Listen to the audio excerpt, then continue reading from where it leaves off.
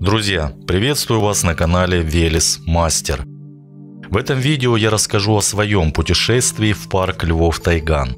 Вы услышите интервью с юристом Ириной Романовой, блогером Константином Самофаловым, автором YouTube канала «Народное слово», и с активистами, помогающими парку безвозмездно. Вы увидите уникальных животных, некоторые из которых уже стали настоящими звездами YouTube.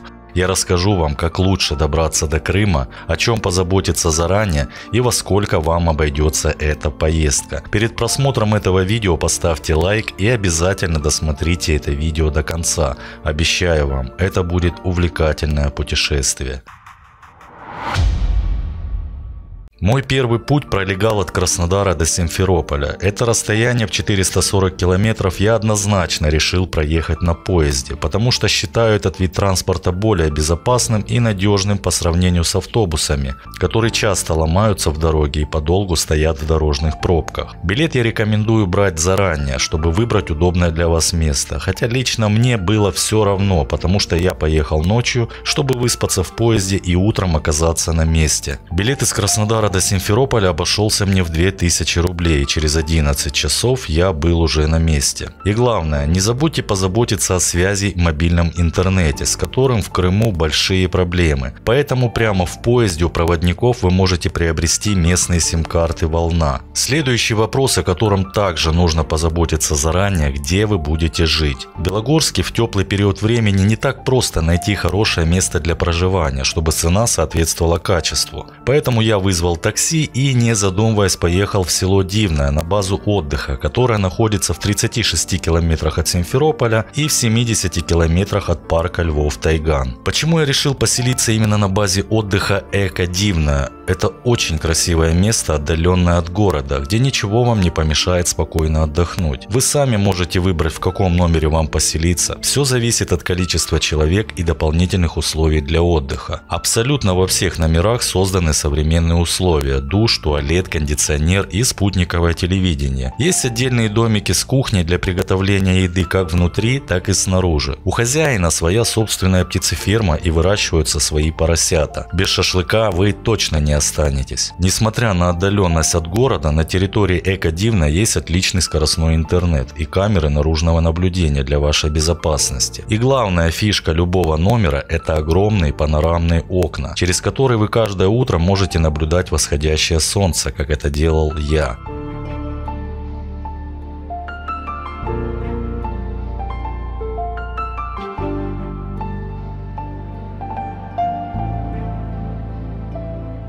Ссылку на сайт базы отдыха Эко-Дивное вы найдете в описании. Ну а теперь, после того, как основные вопросы решены, отправляемся туда, ради чего я, собственно, приехал, в парк Львов-Тайган.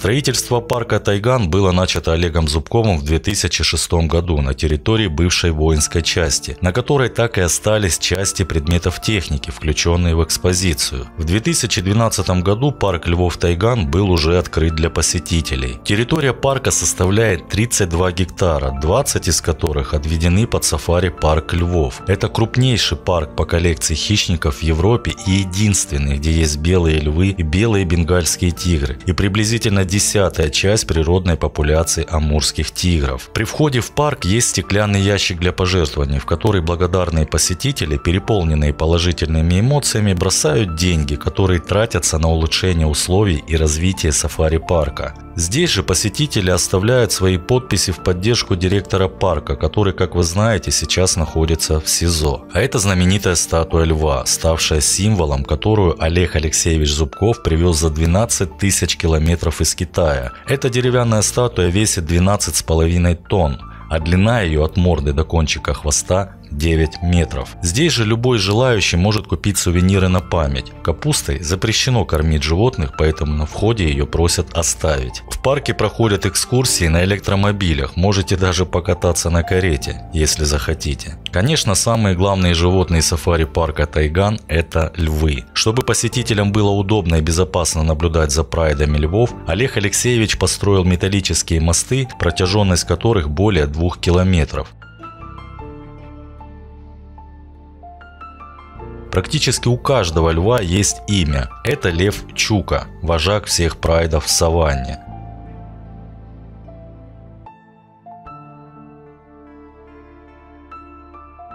Знаменитая львица Лола со своими львятами – это самая добрая львица парка. К львам мы еще вернемся, а сейчас мы посмотрим на других животных.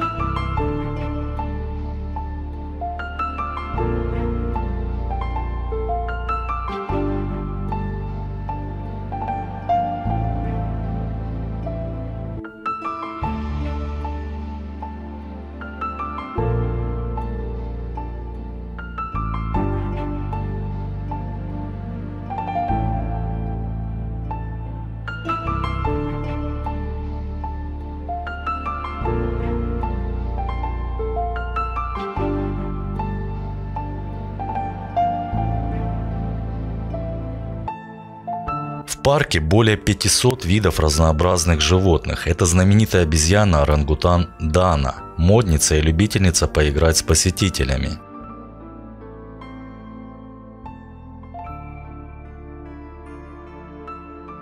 Сейчас Дана немного грустит, пока нет Олега Алексеевича. Еще одна звезда YouTube – гамадрила Люся. У нее есть свой собственный канал, который очень быстро набирает популярность и подписчиков. Ссылку на канал Люси я оставил в описании. Это слониха Дженни, которая также полюбилась посетителям парка и зрителям YouTube. К сожалению, Витю, ее любимчика, я так и не застал в парке, чтобы взять у него короткое интервью. Друзья, что касается безопасности в парке, я лично убедился, что здесь можно чувствовать себя абсолютно спокойно, если соблюдать правила посещения. На каждой клетке с хищниками висят таблички, которые предупреждают об опасности животных и о том, что запрещено заходить за отжимные барьеры. Для того, чтобы покормить животных, есть специальные трубы, в которые опускают корм, поэтому совсем не обязательно совать пальцы в клетки, подвергая свое здоровье опасности. Возле ворот парка я встретил юриста Ирину Романову. Попросили передать привет от краснодарской коллеги адвокатов. Они смотрят за вами, сказали, такая хрупкая, милая девушка, и такие боевые задачи выполняет.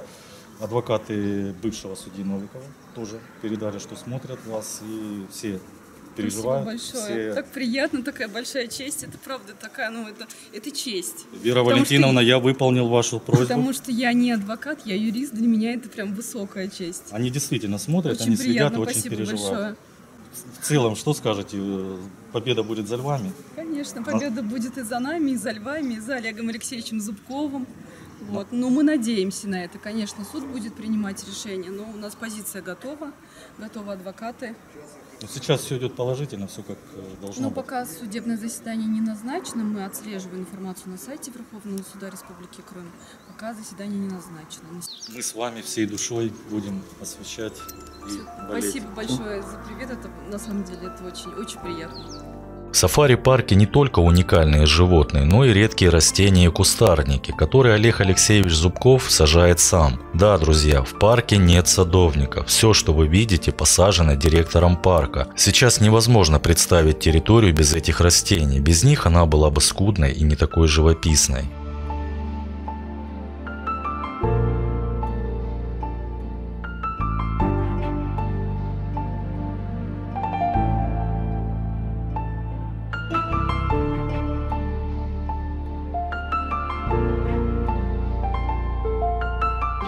После длительной прогулки я решил спросить мнение о парке у одной из его постоянных посетительниц, Татьяны Вансович. Здравствуйте. Здравствуйте. Пару слов скажете ваше Да, добрый вечер. Добрый. Мы, как всегда, приезжаем не на один день в парк Львов-Тайган, потому что за один день все осмотреть нельзя, даже за два этого мало. А вы из какого города? Город Севастополь, инициативная группа как раз.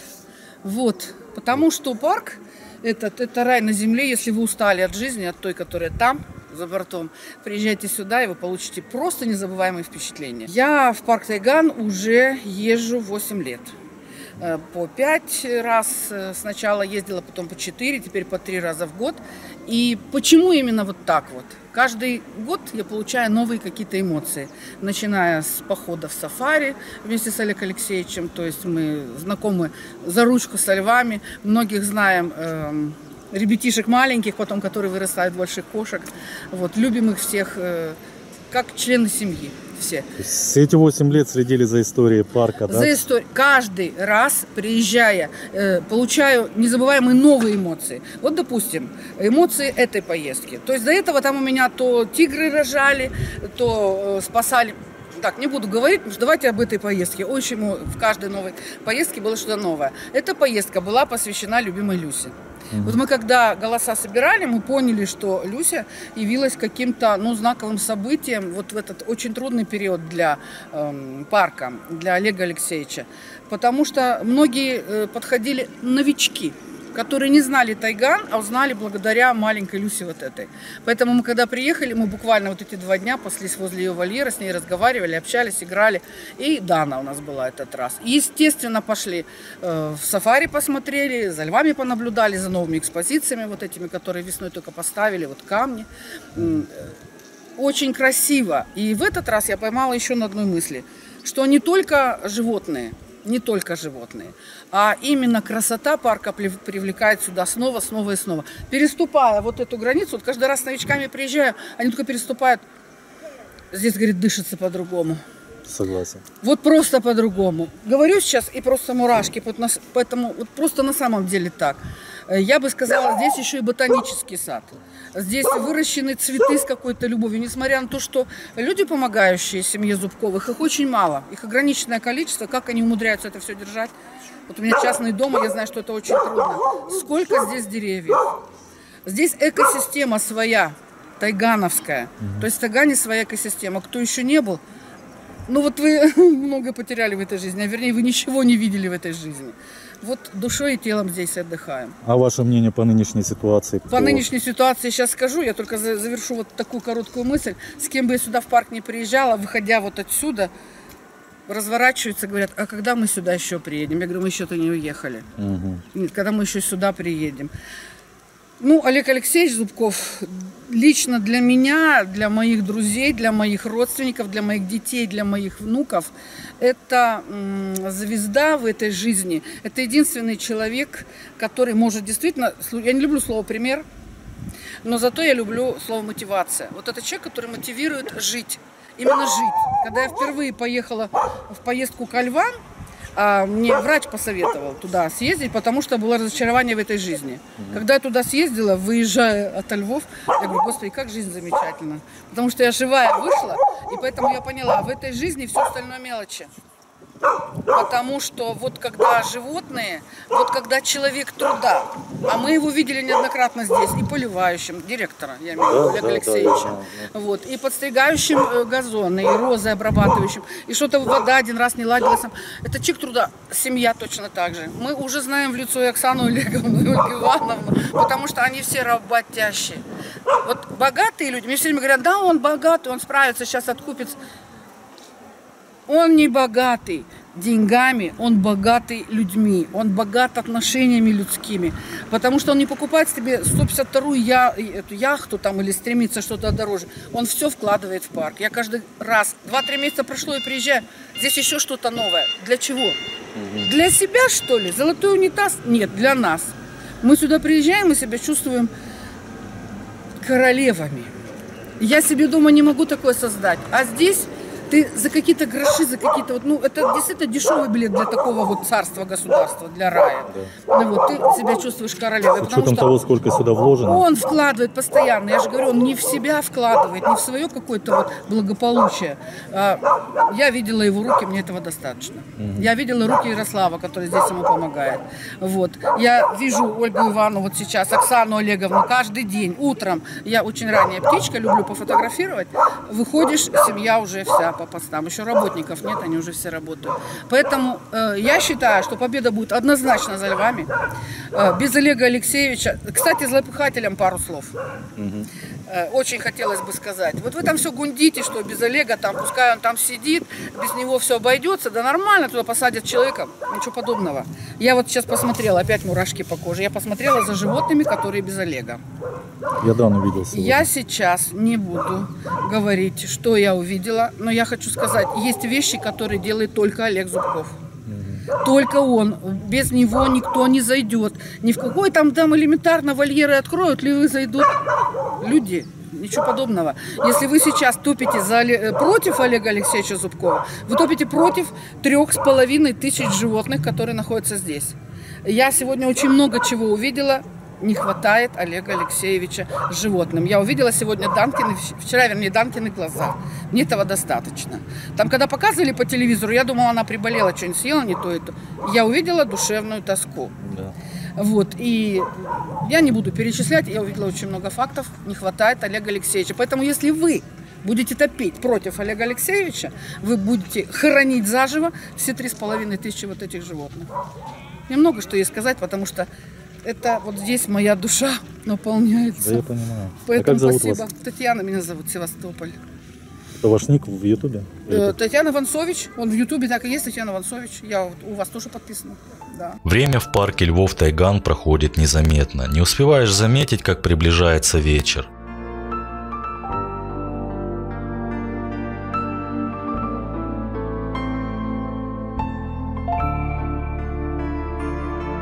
В это время Чука, вожак всех прайдов, начинает обход саванны, после чего вокруг него собираются другие львы, чтобы показать свое уважение друг перед другом и доказать свою преданность вожаку.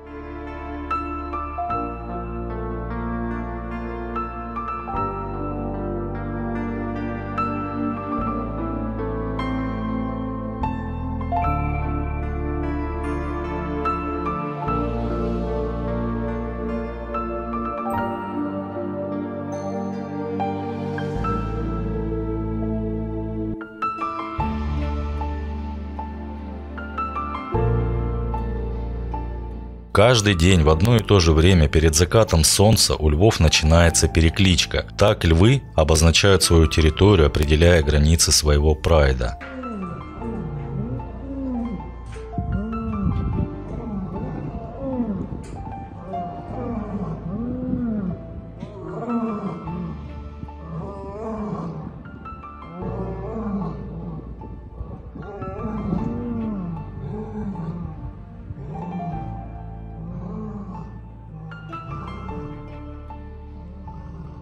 Об этом сафари-парке и о том, почему его директор находится в СИЗО, я узнал от Константина Самофалова, автора YouTube-канала «Народное слово». Так давайте с ним о парке и поговорим. Расскажи, как ты узнал о парке вообще впервые? В парке Львов Тайган в интернете. Первый кадр это на канале Олег Зубков. Человек-лев было очень популярно в одно время смотреть прогулки к львам. Когда люди на машинке ездили, собирались и все ездили.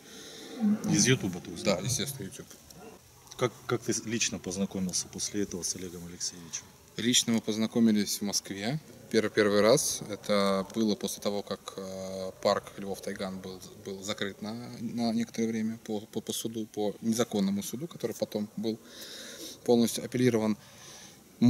Точнее не мы, тогда еще я один снял свое личное мнение тоже на канал в YouTube. Не было там вообще никаких моментов, ни народного слова, ничего не было. Просто был типа свой личный канал, которым мы занимались по ремонту гаджетов, то есть именно такого формата. И решил записать свое личное мнение, что я об этом думаю. Вот. Потом он это увидел, потому что очень много начало набирать. И после этого он позвал встретиться с ним. Ну, вот после беседы с ним у тебя какое впечатление о нем сложилось, как о человеке? Я был в небольшом шоке. Ну, потому что это куча энергии, это куча, не знаю, знаете, как правильно сказать, таких людей очень мало. То есть человек, который, мне кажется, работает 24 часа в сутки просто. Вот постоянно что-то у него происходит. То звонки, куда-то надо срочно уйти, съездить, поехать, сделать, поговорить, тут ответить, там что-то рассказать. То есть вот в таком формате. А он тебе по-дружески вообще давал какие-то советы по жизни, там, рекомендации? Да нет, он не вмешивался в мою жизнь. Ну, как бы такого прям не было ничего. Был такой момент, когда часть аудитории Тайгана, которую сейчас уже нет, то есть они ушли в лагерь анти-Тайгана, так скажем, на меня полился хейт, причем такой нехилый. И мне было не очень приятно. Для меня это было какое-то, в новое. Представляешь, когда тебя там, да, в интернете, хотя ты головой и понимаешь, что тебя там буквально несколько человек в какой-то группе обсуждают. Но он сказал: да спей. Говорит, я кем только не был, и ты, говорит, кем только не будешь. И всех. И так, кто замешан где-то в интернете и более-менее известен. А что по нынешней ситуации ты можешь сказать вообще? Ну, твой прогноз, судя по тому, что ты же не первый год с ним знаком, и таких ситуаций было достаточно много. И вот как ты думаешь в этой ситуации, какой будет исход? Не просто надежда, а вот именно реально смотреть. Я скажу так, что прям на 100% исхода я сказать не могу. Если в тот раз, когда его посадили и изменили меру пресечения на 10 дней, тогда было понятно, что там было совсем все незаконно, ну то есть вообще какая-то беда, и то есть через 9 дней все это как бы его выпустили обратно. То сейчас, учитывая молчание многих СМИ, молчание, то есть такое именно медиа больших проектов, учитывая все последние события и новости, которые происходили, даже по поводу этих вот откушенных пальцев, что этого по приговору не было, чисто теоретически как бы здесь его должны освободить. Чисто практически, учитывая всю практику, которую он проходил, там дела других людей, здесь, конечно, сложно вообще что-либо предполагать. Если следствие допустило такие промахи и суд этого не увидел, то уж как бы... Но тебе не кажется, что нынешняя ситуация какая-то неординарная, вообще нестандартная? Абсолютно согласен, потому что это очень сложно, это даже страшно, потому что это он такой, и у него есть большая аудитория, да, которая может как-то это все, именно эту всю ситуацию вывести выше. То сейчас, у тех людей, которые это не имеют, может быть такие же примерно проблемы, как и у него. И там никакие деньги не помогут. И обычный какой-нибудь предприниматель, владеющий каким-нибудь, там, не знаю, давай возьмем те же самые каким-нибудь зоосадом, да, в подобной ситуации, учитывая, что это практика, которая создалась вот этим вот заседанием, а так как Зубков все-таки фигура известная, то так может каждый пользоваться этим и попасть маленький какой-нибудь предприниматель может абсолютно легко в это все. Поэтому прям вот на 100% быть уверенным я не уверен. Абсолютно. Друзья, на этом знакомство с парком Львов Тайган я закончу, но наше путешествие продолжается, и скоро я вам расскажу о поездке в Ялтинский зоопарк «Сказка», с которого и началась история создания сафари-парка. До встречи!